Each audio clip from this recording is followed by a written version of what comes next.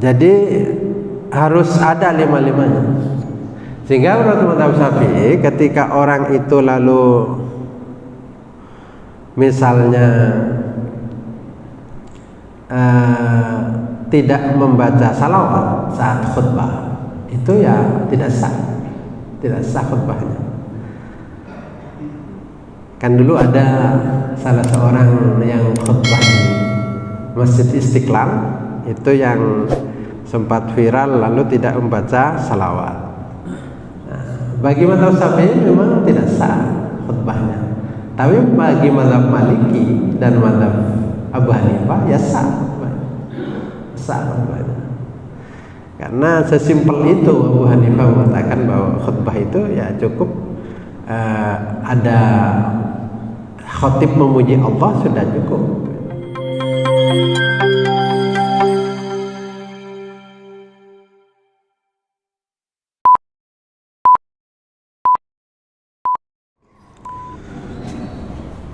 Assalamualaikum warahmatullahi wabarakatuh. Innal hamdalillah nahmaduhu wa nasta'inuhu wa nastaghfiruh wa na'udzu billahi min shururi anfusina wa sayyiati a'malina. May yahdihillahu fala mudilla lahu wa may yudlil fala hadiya lahu. Asyhadu an la ilaha illallah wa la syarika lahu wa asyhadu anna Muhammadan 'abduhu wa rasuluh. Allahumma salli ala nabiyyina Muhammadin wa ala alihi wa sahbihi ajma'in, amma ba'du. Jamaah rahimakumullah, kita lanjutkan kajian fikih. Sekarang kita akan membahas tentang arkanul khutbah, rukun khutbah. Jadi apa yang harus ada saat khutbah itu dilakukan, dan ini akan menentukan sah tidak sahnya khutbah itu.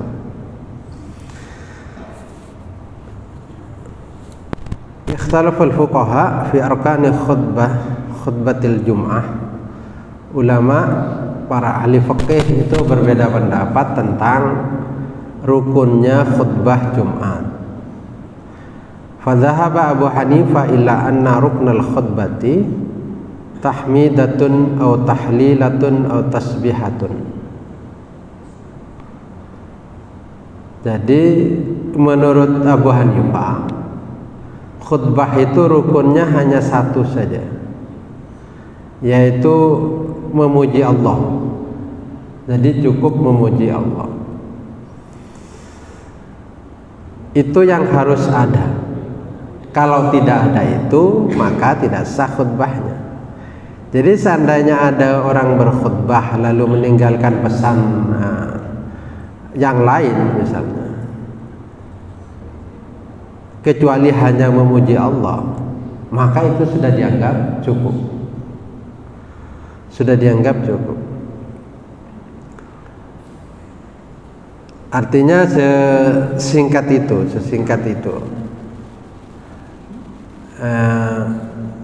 Abu Hanifah berpendapat. Kenapa? Karena didasarkan li'annal ma'mura bihi fi qoulihi ta'ala fas'au ila dzikrillah mutlaqul dzikri. Jadi kalimat yang hendaklah engkau bersegera untuk zikir mengingat Allah. Nah itu menjadi dasar bahwa khutbah itu cukup, itu yang menjadi syarat, menjadi rukun ya, menjadi rukun itu saja khutbah itu. Nah itu pendapatnya Imam Abu Hanifah. Amal Malikiyah fayarawna anna ruknaha huwa aqallu ma yusamma khutbatan indal Arab.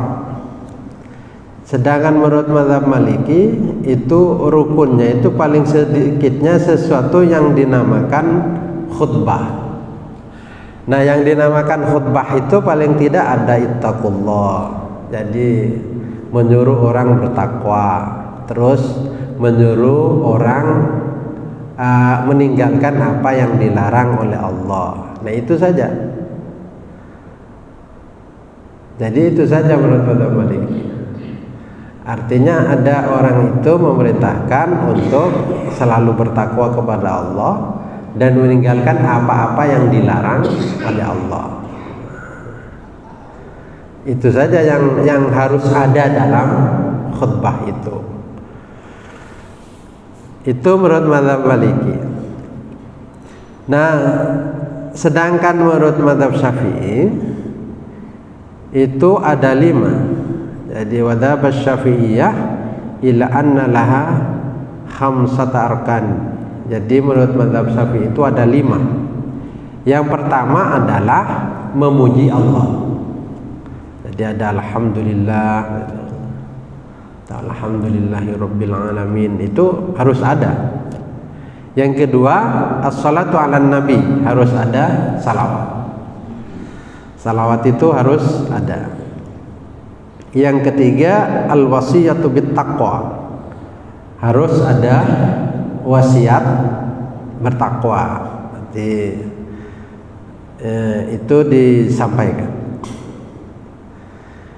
Yang ketiga, ad-doa lil mu'minina fil khutbati tsaniyah, harus ada doa yang itu diucapkan dilakukan ketika khutbah kedua. Perkara pada khutbah pertama ada doa itu tidak apa-apa. Tapi yang harus ada itu khutbah yang kedua itu harus ada doa. Yang kelima yaitu qiraatu ayatin. Nah, harus ada bacaan ayat Al-Quran di salah satu dua khutbah itu. Artinya ketika orang lalu membaca Al-Quran pada khutbah pertama, lalu tidak membaca Al-Quran di khutbah yang kedua, ayat Al-Quran di khutbah yang kedua, itu tidak apa-apa. Atau misalnya tidak membaca ayat Al-Quran pada khutbah pertama, tetapi membaca ayat Al-Quran pada khutbah yang kedua, itu tidak apa-apa.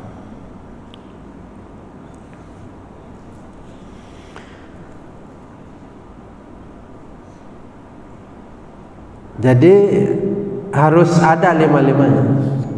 Sehingga menurut mazhab Syafi'i, ketika orang itu lalu misalnya tidak membaca salawat saat khutbah, itu ya tidak sah khutbahnya. Kan dulu ada salah seorang yang khutbah di Masjid Istiqlal, itu yang sempat viral lalu tidak membaca salawat. Nah, bagi mazhab Syafi'i memang tidak sah khutbahnya. Tapi bagi mazhab Maliki dan mazhab Abu Hanifah ya sah khutbahnya.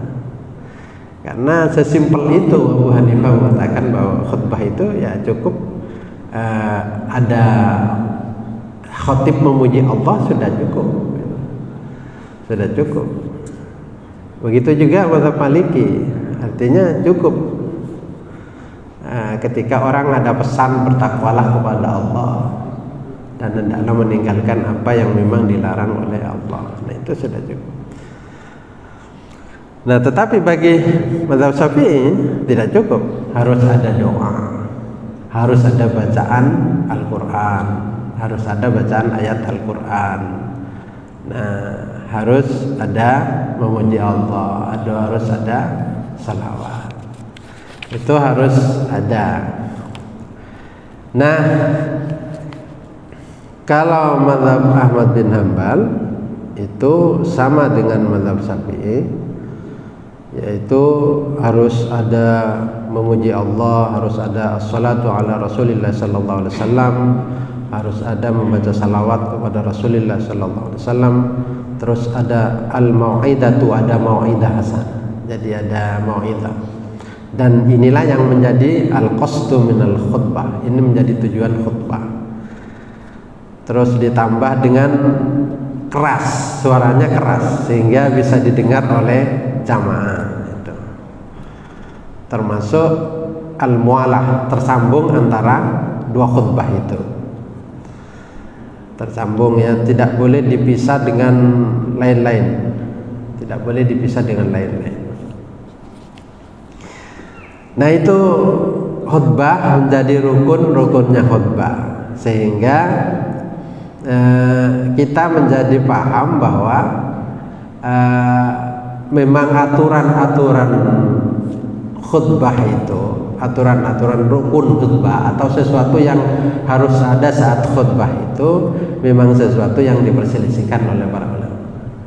Jadi yang masyhur di kalangan umat Islam Indonesia adalah yang 5 itu, yang menurut mazhab Syafi'i tadi itu. Jadi ada pujian kepada Allah, ada salawat atas Nabi, terus ada wasiat, dan wasiatu bit taqwa, ada wasiat, terus ada doa yang dibacakan, terus setelah itu ada ayat, salah satu ayat Al-Quran yang dibacakan.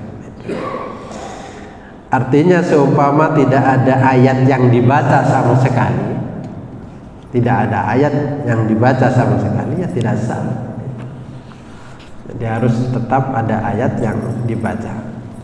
Atau khutbah tetapi tidak ada wasiat takwa, misalnya memuji Allah saja dan salawat terhadap Nabi saja, tapi itu menurut mazhab Syafi'i. Jadi dari 4 pendapat ini, maka yang paling gampang itu, yang paling ringan itu adalah mazhab Abu Hanifah. Sehingga suatu saat misalnya di suatu kampung atau di suatu desa ada masjid, pas khatibnya itu yang paham itu tidak ada sama sekali. Yang ada cuma hanya orang yang berani naik mimbar lalu membaca khutbah, isinya yang memuji Allah saja, alhamdulillahirabbil alamin. Terus setelah itu baru dia menyampaikan mau'idhah, pesan-pesan. Maka itu sudah cukup menurut Allah, sudah cukup. Artinya sesimpel itu, artinya sekalipun mazhab Syafi'i kan ringan saja. Jadi ringan, pokoknya dia bisa mengatakan alhamdulillah, terus salawat atas Nabi, terus berwasiat takwa, terus dia berdoa, ada doa yang dia panjatkan, terus ada satu ayat Al-Quran. Itu sudah enak, itu sudah gampang. Jadi ayat Al-Qurannya misalnya membaca qul huwallahu ahad misalnya, itu sudah cukup gitu. Itu yang menjadi rukunnya khutbah. Nah, kita lanjutkan ke aturan, apakah khutbah itu harus berbahasa Arab? Apakah khutbah itu harus berbahasa Arab? Ikhtalafal ulama fi dzalika. Jadi ulama berbeda pendapat tentang khutbah apakah harus berbahasa Arab. Fadhahaba Abu Hanifah ila annahu tajuzu al-khutbatu bi ghairil arabiyyah walau liqadirin 'alaiha. Jadi menurut Abu Hanifah boleh khutbah itu tidak berbahasa Arab, walaupun orang itu mampu berbahasa Arab, walaupun di daerah itu penduduknya orang Arab yang memang ngerti bahasa Arab semua, ataupun bukan penduduk orang-orang Arab yang tidak ngerti bahasa Arab. Ya pokoknya pendapatnya Abu Hanifah ya bolehlah pakai bahasa apa saja, bahasa yang dia mengerti, sehingga pesan khutbah itu tersampaikan, pesan khutbah menjadi tersampaikan dengan pendapat Abu Hanifah ini. Maka orang akan ngerti apa yang disampaikan. Tidak lalu khotib berkhutbah bahasa Arab, lalu yang mendengarkan tidak ngerti. Sehingga bagi dia datang ke masjid mendengarkan khutbah adalah sebuah seremonial saja, seremonial yang harus dijalani tanpa membekaskan pesan apapun terhadap dirinya, tidak menimbulkan kesan apapun. Nah ini menurut Abu Hanifah. Jadi ya berbahasa Arab boleh, berbahasa Inggris boleh, berbahasa Perancis boleh, berbahasa Indonesia boleh, bahasa Madura boleh. Itu bahasa mana saja ya boleh. Wa dhahaba al-Hanabila fi sahih min al-madhhab ila annahu yustaratu fil khutbah an takuna bi lughatil arabiyyah ma'al qudrah ala dzalika wa tasihhu bi ghairil arabiyyah ma'al ajzi anha. Jadi menurut mazhab Ahmad bin Hanbal, kalau mampu dia harus berbahasa Arab. Kalau tidak mampu ya boleh berbahasa yang dia bisa. Jadi tidak mengharuskan paten harus pakai bahasa Arab. Jadi boleh pakai bahasa apa saja kalau memang tidak mampu. Jadi kalau tidak mampu boleh pakai apa saja. Tetapi kalau dia mampu berbahasa Arab, ya berbahasa Arab. Yang repot adalah kalau yang khatib mampu berbahasa Arab, yang mendengar tidak bisa bahasa Arab. Yang paling repot lagi, yang baca khutbah juga tidak ngerti bahasa Arab, yang mendengarkan juga tidak ngerti. Yang menyampaikan tidak ngerti apa yang disampaikan, yang mendengarkan tambah tidak ngerti lagi. Itu agak repot itu kan seperti itu.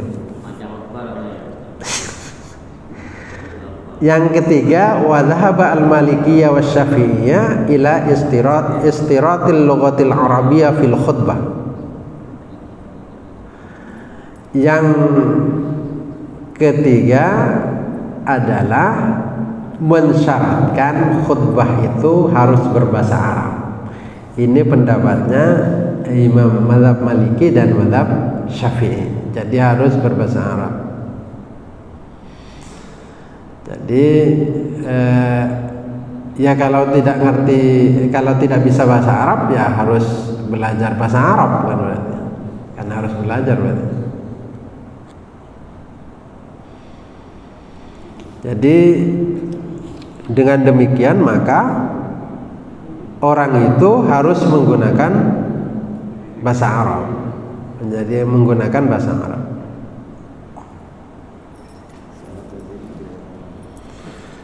Kalau seumpama bagaimana kalau lalu tidak bisa bahasa Arab? Ya harus belajar supaya bisa bahasa Arab. Nah cuma dalam kitab Majmu' dikatakan apakah harus berbahasa Arab, itu ada dua pendapat. As-sahhuhuma, jadi yang paling sahih itu memang betul bahwa dari mazhab Syafi'i itu yang paling masyhur itu yustaratu, jadi disyaratkan berbahasa Arab. Jadi disyaratkan berbahasa Arab. Yang kedua dari mazhab Syafi'i itu juga ada yang berpendapat mustahabun, yaitu disunnahkan, tidak disyaratkan berbahasa Arab. Artinya dari mazhab Syafi'i itu tidak lalu mutlak harus berbahasa Arab. Jadi ada pendapat dari mazhab Syafi'i itu yang mengatakan tidak apa-apa pakai bahasa selain bahasa Arab. Tetapi yang masyhur, yang jumhur di pendapat mazhab Syafi'i, artinya yang mayoritas di mazhab Syafi'i itu lalu pendapatnya yang mengatakan bahwa harus berbahasa Arab. Kalau tidak tahu bahasa Arab ya belajar, ya disuruh belajar. Sehingga jamaah ada sebuah desa yang itu tidak mau betul berbahasa selain bahasa Arab. Jadi dia tetap pakai bahasa Arab. Meskipun lalu yang dipakai ya itu, ya bahasa Arab itu. Karena bagi dia ini adalah sebuah perintah yang harus dipahami sebagai perintah yang berbahasa Arab, ya harus bahasa Arab. Maka itu dia ngerti atau tidak ngerti, paham atau tidak paham, ya berbahasa Arab. Tetapi pendapat yang mazhab Syafi'i juga yang mengatakan bahwa khutbah itu disunnahkan saja berbahasa Arab, tetapi tidak disyaratkan berbahasa Arab. Dengan demikian bahwa orang berbahasa Arab ya boleh, tidak berbahasa Arab boleh. Dan yang paling penting adalah apa yang berada pada khutbah itu disampaikan, itu sampai kepada orang yang mendengarkan. Tidak lalu orang mendengarkan khutbah hanya seremonial saja. Barangkali itu terkait dengan khutbah. Ada yang ingin disampaikan? Ya.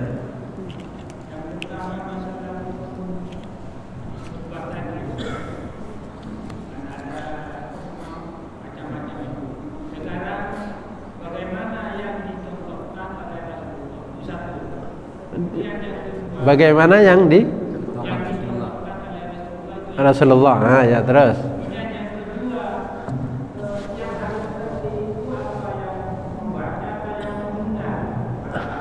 Ya. Pertama, bagaimana yang dicontohkan oleh Rasulullah Sallallahu Alaihi Wasallam? Yang dicontohkan Rasulullah ya berbahasa Arab. Rasulullah hidup di Arab dan bahasanya ya sehari-hari bahasa Arab. Hah? Oh iya. Iya. Hah?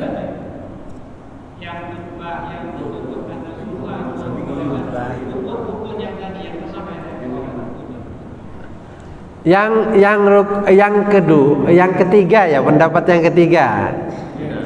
Ya? Oh ya, apakah Rasulullah seperti itu? Ya Rasulullah betul, jadi kalau khutbah ya seperti itu. Tetapi lalu pertanyaannya, apakah itu menjadi syarat atau itu hanya menjadi sunnah saja dilakukan? Makanya lalu berbeda. Kenapa berbeda? Karena tidak ada ketentuan bahwa itu menjadi syarat. Sehingga karena seperti itu Abu Hanifah memahami bahwa khutbah itu kembali kepada ayat fas'au ila dzikrillah. Jadi bersegeralah untuk mengingat Allah. Cara mengingat Allah itu gimana? Caranya adalah dengan cara memuji Allah. Itu kan sudah ingat kepada Allah. Sehingga Abu Hanifah mensyaratkan hanya satu saja. Nah, sementara bagaimana dengan khutbah Rasulullah? Khutbah Rasulullah itu ya seperti itu tadi. Jadi ada ayat yang disampaikan, ada wasiat takwa, ada pujian kepada Allah, ada salawat. Jadi itu khutbah Rasulullah seperti itu. Nah, cuma kenapa berbeda ulama? Karena tidak ada ketentuan bahwa seperti itu yang menjadi syarat. Sehingga yang lengkap seperti itu sunnah menurut Abu Hanifah. Tetapi tidak seperti itu juga tidak menjadi batal. Itu yang pertama. Yang kedua apa tadi? Oh ya, yang ngerti itu harus yang membaca. Sebenarnya tidak ada ketentuan harus mengerti. Artinya cuma dia bisa berbahasa Arab, bisa mampu dia berbahasa Arab. Jadi ketika dia membaca bahasa Arab, berbahasa Arab, jadi dibaca saja, misalnya sudah cukup. Jadi makanya lalu baik dan sangat baik kalau lalu yang menyampaikan mengerti, yang mendengarkan mengerti, sehingga khutbah itu menjadi mau'idah betul.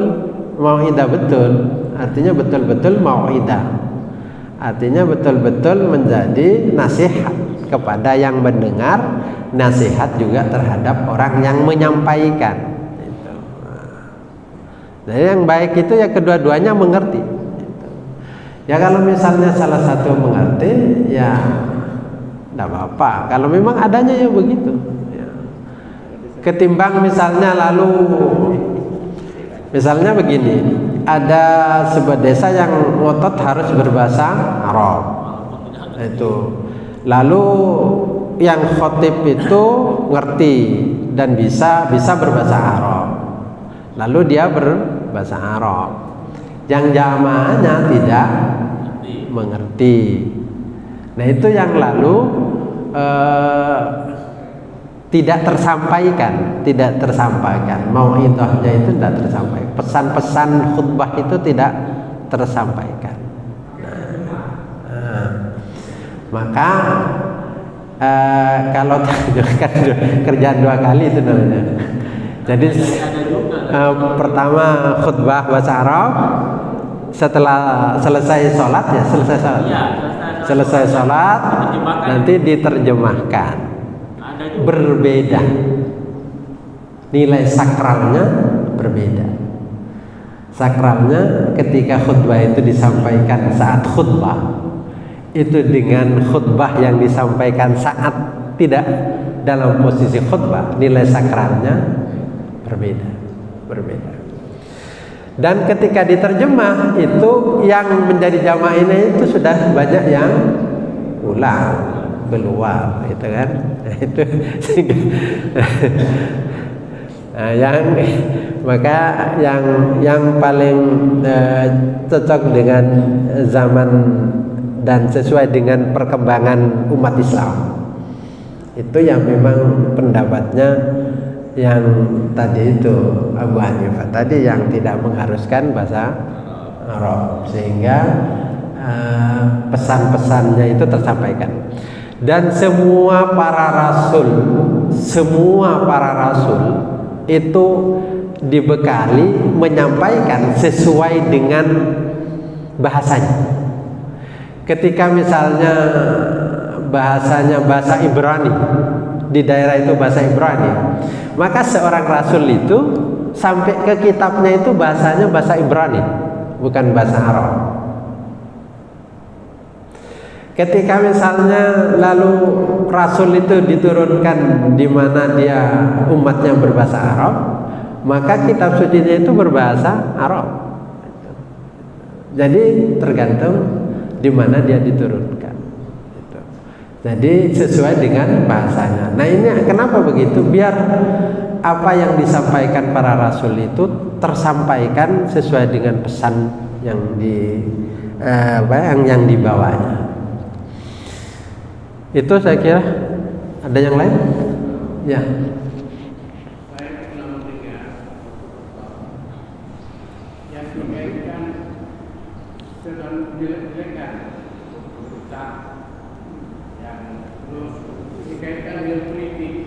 Ya. Apakah menurut khutbah itu sah? Ya. Sah khutbahnya sah. Jadi asalkan khutbah itu lalu caranya saja yang disampaikan.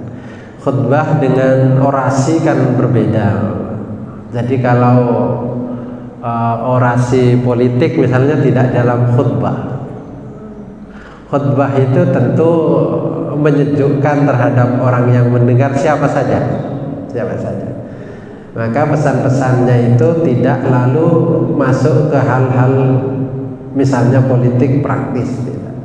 Tetapi pesan-pesan moral politik itu boleh disampaikan. Misalnya tentang kebaikan, tentang keadilan, penguasa yang baik, penguasa yang tidak baik seperti ini.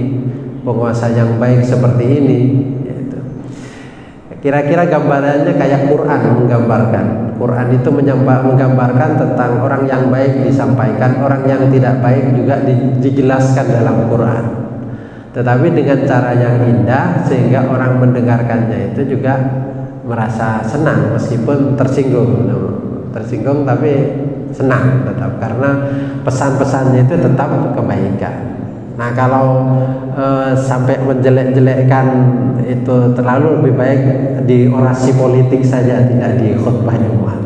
Orasi politik saja, tidak di khutbah Jumat, sehingga lalu khutbah Jumat itu menjadi hal yang menyenangkan terhadap siapa saja, tanpa harus menjelek-jelekkan orang itu. Ada yang cukup? Barangkali itu mudah-mudahan berguna.